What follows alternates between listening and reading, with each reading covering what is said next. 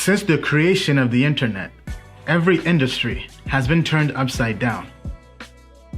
Amazon changed retail. Uber changed transportation. YouTube changed video forever.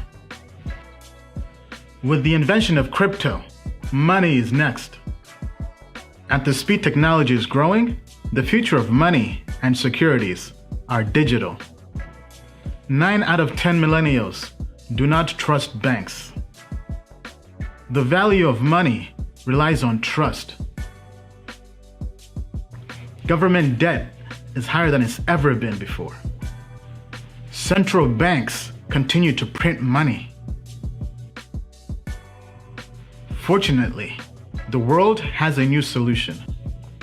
Experts predict in 7 years, 10% of the world's economy will be in crypto-based assets. Today, 1 billion people have access to the financial industry. Crypto is about empowering the other 6 billion people by banking the unbanked. Do not underestimate this. Do you wish you invested in Google, Amazon, or Netflix before anyone ever knew about them? $1,000 invested in Netflix turned to over $500,000. At Token Metrics, we help you find the next Netflix. Token Metrics users think differently about investing. They are early adopters looking for financial freedom. They are people who see a better world. A world without international borders. We believe in a world where everyone has access to the next financial revolution. At Token Metrics, we are creating a bridge that gets you to that revolution. We will help you make sound investments in this new world. The world's best investors do not rely on their intuition. They embrace technology and AI to invest. Token Metrics uses AI to find invisible patterns in data to help you invest and trade in crypto.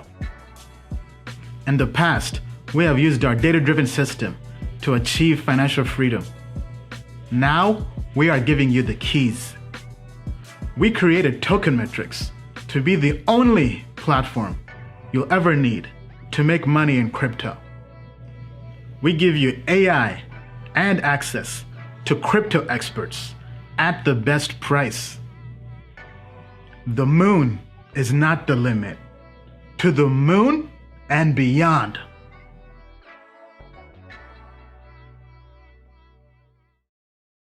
Disclaimer. Token Metrics Media LLC does not provide individually tailored investment advice and does not take a subscriber's or anyone's personal circumstance into consideration when discussing investments, nor is it registered as an investment advisor or broker-dealer in any jurisdiction. Information contained herein is not an offer or solicitation to buy, hold, or sell any security. The Token Metrics team has advised and invested in many blockchain companies. A complete list of their advisory roles and current holdings can be viewed here at tokenmetrics.com/disclosures.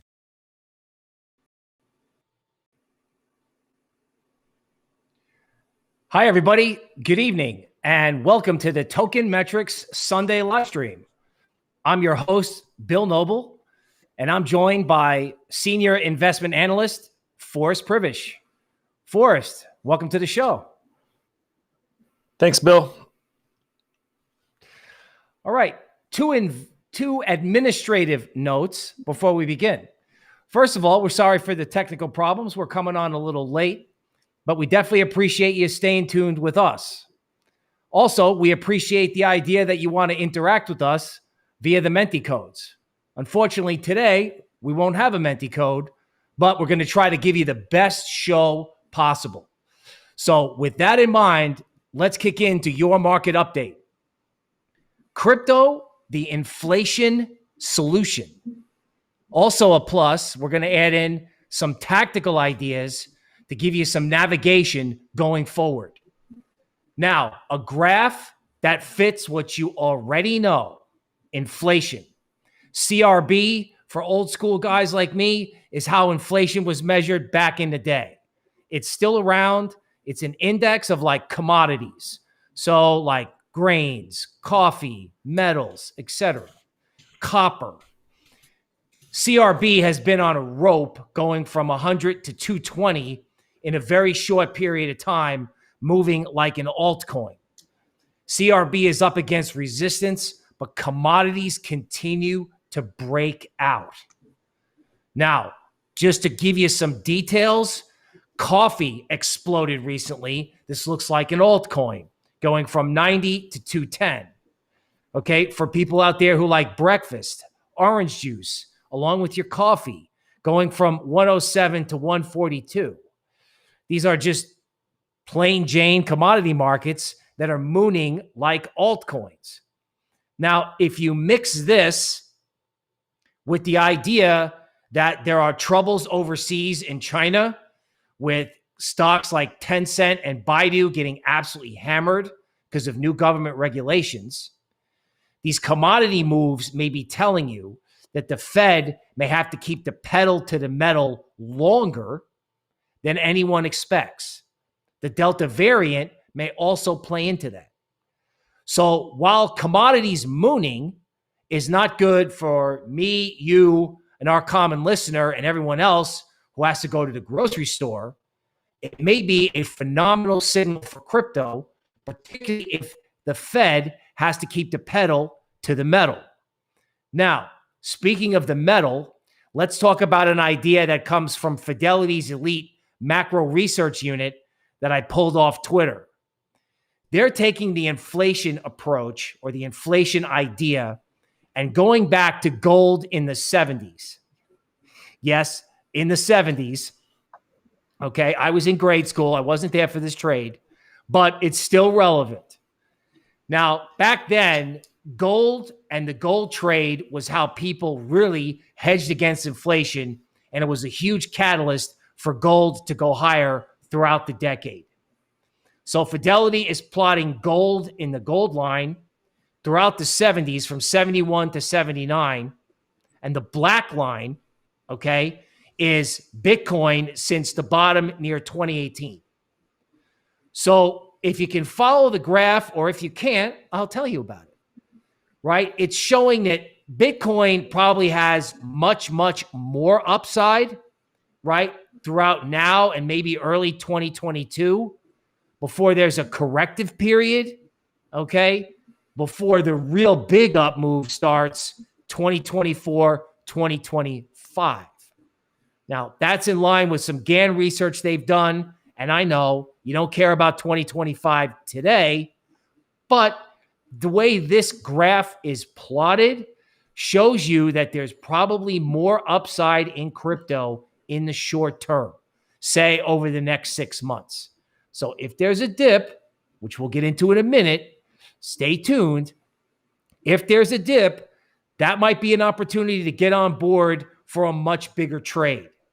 Now, let's talk Bitcoin tactical. 43K is resistance any way you draw it, right? This is a graph that shows you May 20th. Bitcoin was about 43K right before it sort of went dead in that range. Bitcoin's made a double bottom. It's done well, but it's coming off as of the recording of this episode. Bitcoin could either correct after hitting this 43K zone, okay, or it could go sideways when ETH and other digital assets do a big catch-up trade, okay? Now, speaking of ETH and the catch-up trade, first of all, happy birthday to Ethereum. 6 years old as of July 31st. For its 6th birthday, the universe has given Ethereum a series of 1s and 2s. What's that? Well, that's its start-stop formation that I'm always talking about on Token Metrics TV and with you, our friends on the live stream. Now, what that represents is like a coiling process. And in Elliott wave terms, once that next trend takes off, It's very impulsive, which means bulls get a lot of gratification without taking a lot of heat on longs. The catch is to catch that last two wave, right?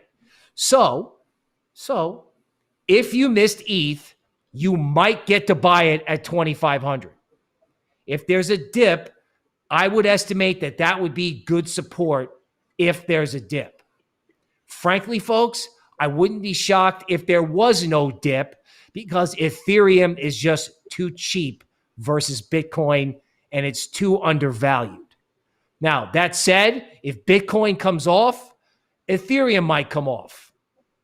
And you might get it at 2,500.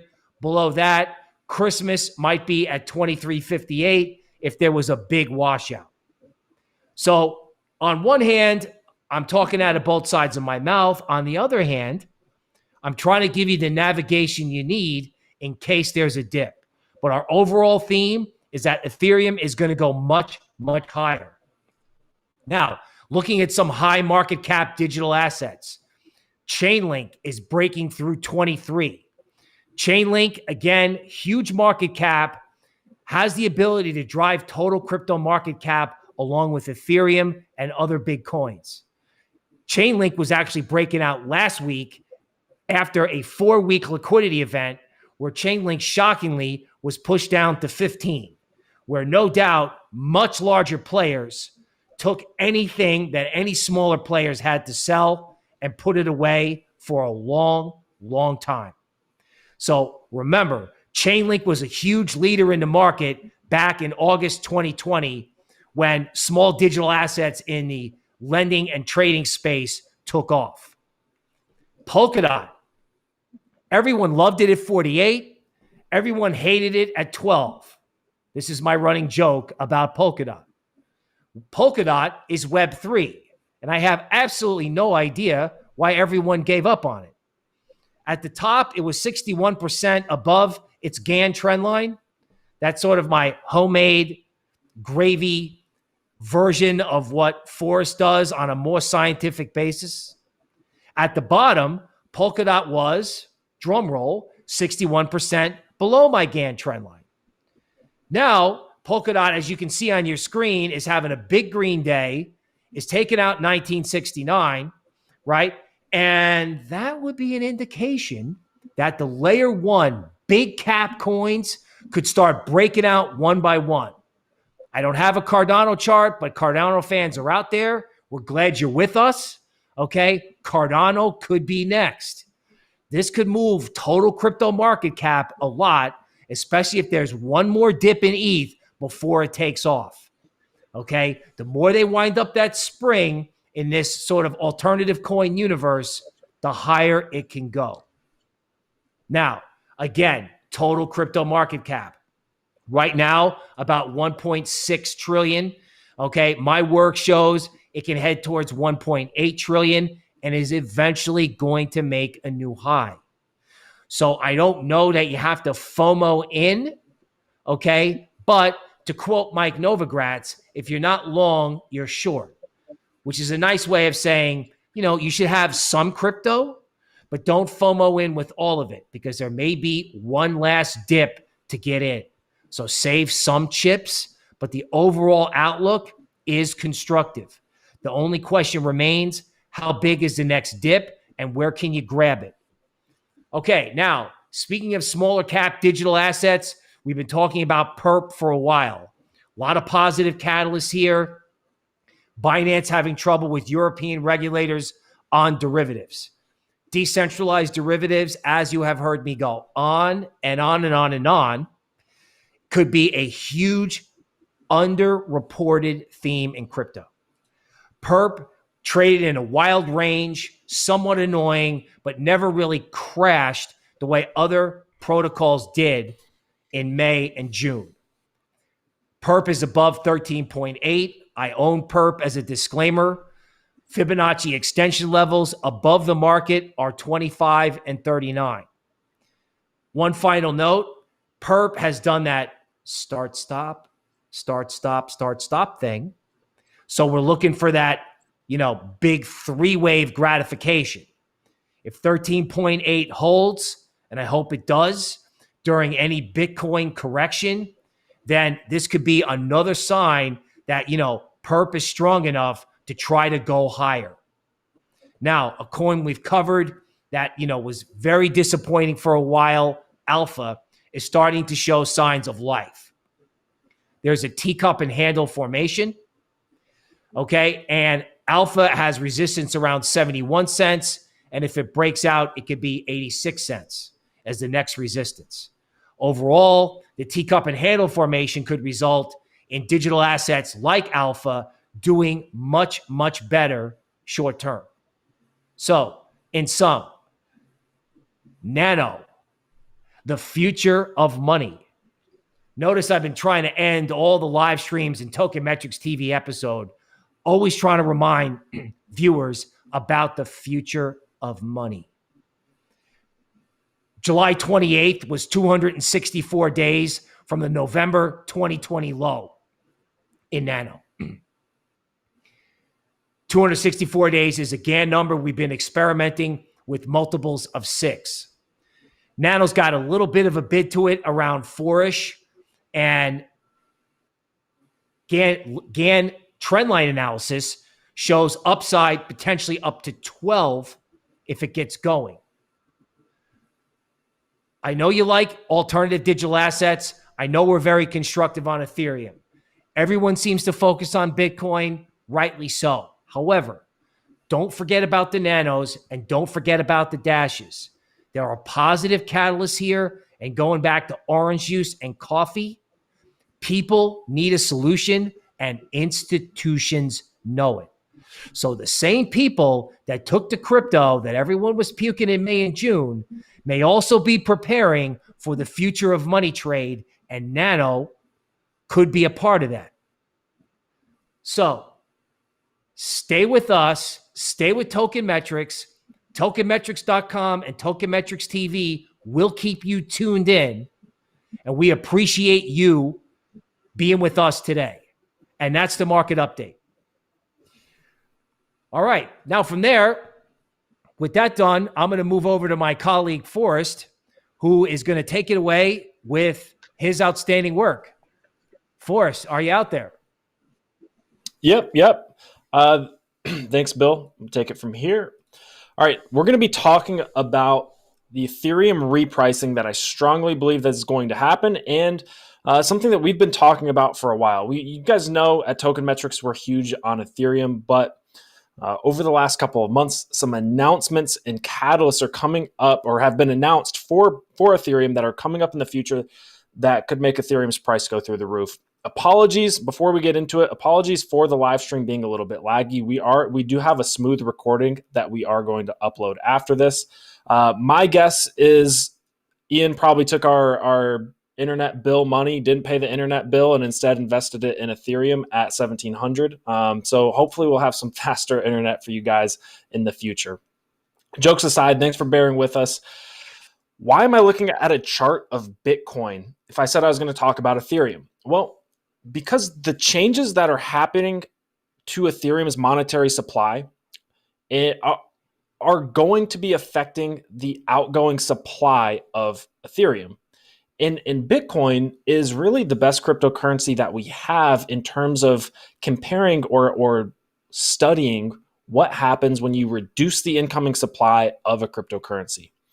Now, those two catalyst events for Ethereum that I'm talking about are EIP 1559, which I believe is now scheduled for August 5th. Somebody feel free to correct me if I'm wrong in the chat. It was initially scheduled for August 4th, but I believe it's now August 5th.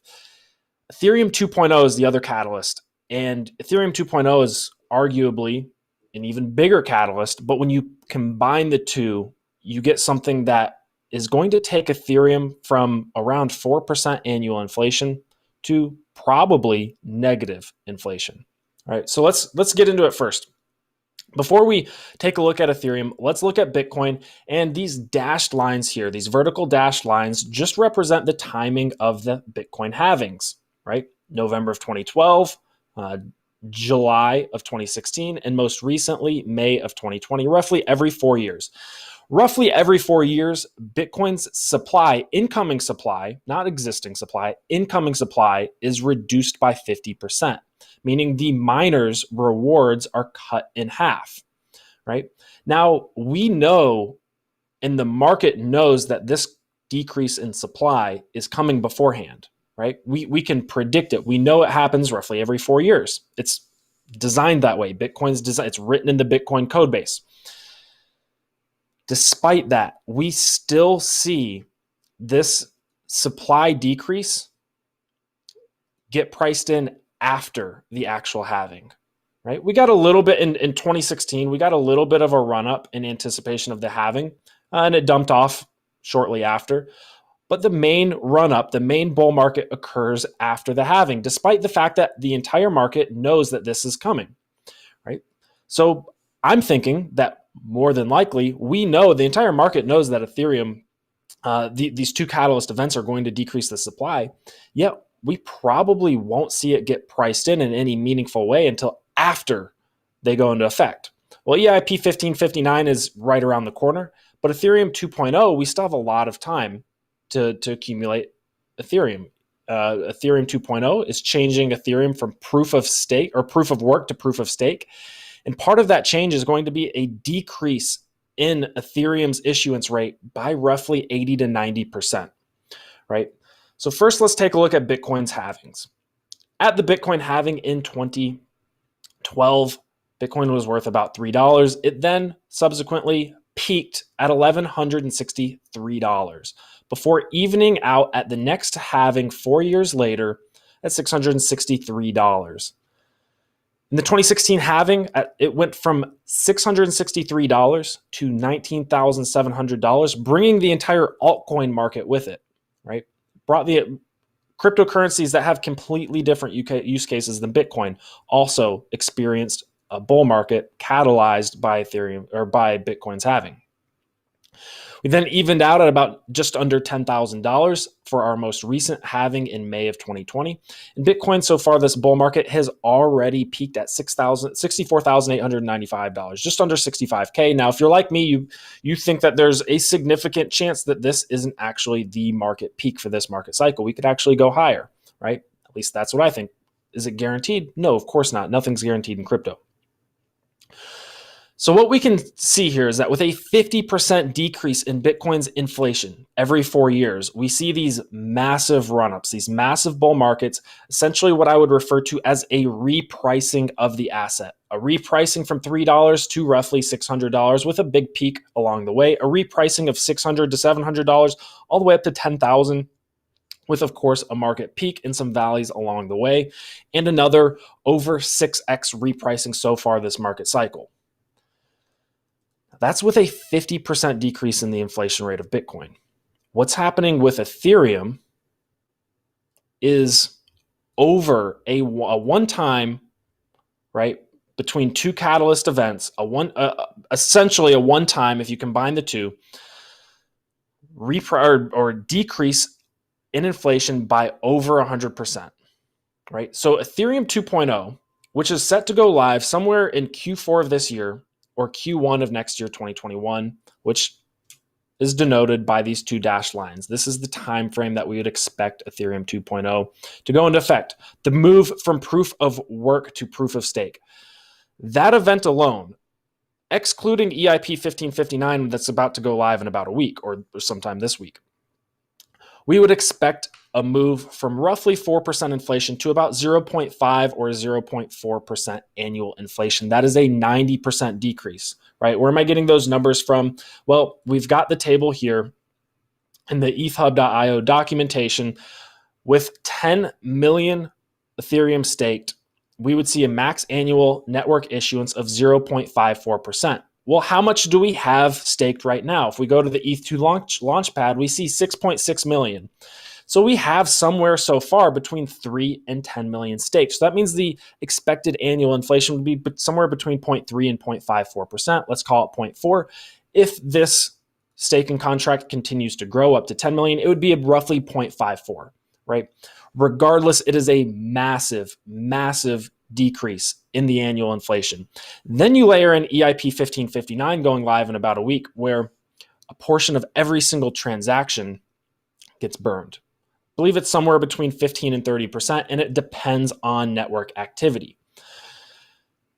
With the more transactions that happen, the more Ethereum that gets burned. So we could also see, in my opinion, a very violent repricing. Why? Because you set up a situation for almost like a flywheel effect, right? Where this catalyst can happen where the more network activity we get on the Ethereum network, the more transactions that are being processed on the Ethereum network, the more gets burned, the faster the supply decreases, right?